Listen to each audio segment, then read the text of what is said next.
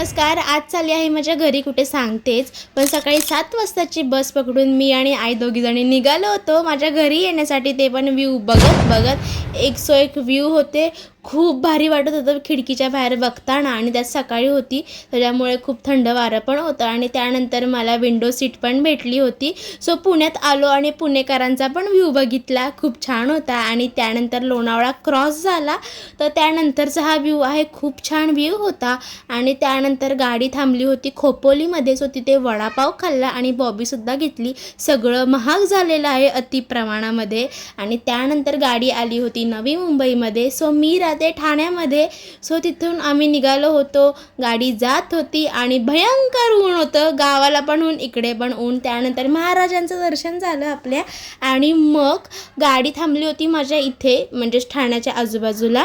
So तिथे रामनवमीचं decoration राहिलं होतं. सो त्याचा पण मी क्लिप घेतली होती. बोलो जय श्रीराम. आणि मग हे फुल पण जरा ॲस्थेटिकपणे घेत होती, पण ते काय ॲस्थेटिकपणा मला जमलाच नाही. आणि मग गाडी थांबली आमच्या स्टॉपच्या इथे. सो आपलं एक गावाकडची पद्धत झोळा घेऊन उतरली मी. भेटूया उद्याच्या व्लॉगमध्ये. चला बाय.